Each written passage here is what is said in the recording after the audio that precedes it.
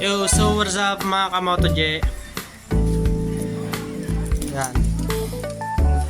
So ito na yung ating espada. So dumating na guys from Malaysia. Yan, solid. Ano? Ayun ang butas niya. So ito yung mga kasama. Yung mismong pipe. Yan yung elbow. Yan, ito yung elbow niya. So 32mm yung pinili ko.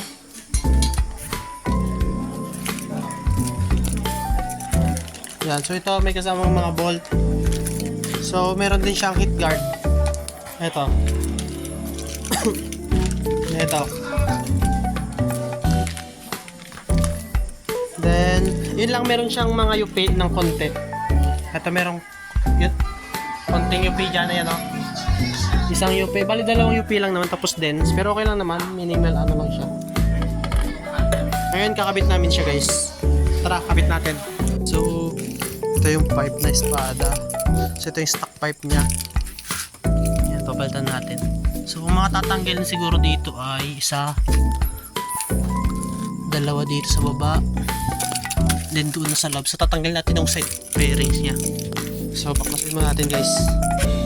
So, start na nga tayong magbaklas ng side bearings niya kasi kailangan natin ito para magkaroon tayo ng access doon sa kanyang pinaka-tip ng pipe na stock ni WinnerX. So, tatlong bolt lang naman, hing bolt lang naman tatanggalin natin dyan. Then, other is mga clip na lang.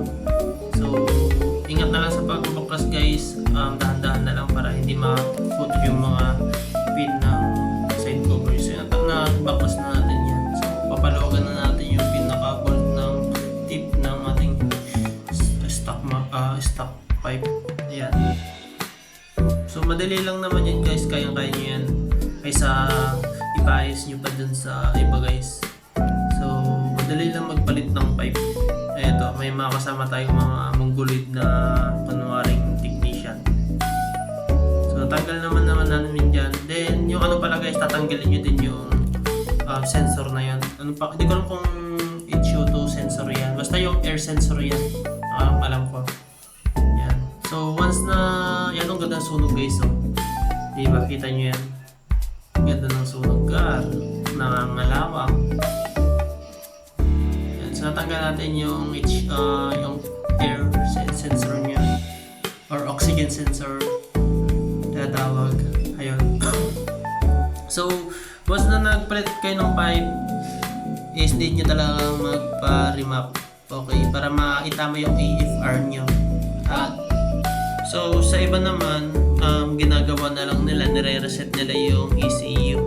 So, di ko alam kung okay lang ba yun kasi di naman ako expert sa mga pagmumot sa motor. Kasi ngayon lang naman tayo talaga nahilig sa motor guys. Simulan dumating sa buhay natin si Achi. So, ito yung first bike natin. So, ayun na nga. Bahala na kayo kung ipapa-remap nyo. So, ito, i-install muna namin yan. So, next video natin is yung magpaparemap ako dun sa si Hidden Garage dito sa amin, dito sa Alaminos lang. So, upload ko na lang yun guys. Subscribe na lang kayo para mapanood nyo yung next vlog natin regarding sa pagpaparemap ni Achi or ni WinnerX natin. So, ito nga, kinabit natin yung elbow niya. Sa 32mm pala guys yung elbow natin. So, dapat meron ding bank sensor yan. So, buwang sensor, bank sensor. Hindi ko alam. Basta yan.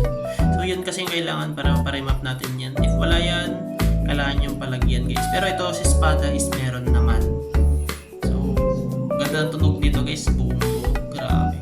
So, inaano ko ngayon kung pasok nga ba sa decibel yung tunog nito. Kasi kinakabahan din ako guys. Magmamanila ako itong March. So, shout check. Mga mekaniko natin dito. Mga bata. Idol. Stop. Mga tropa. Yan. Napilya ka na ito?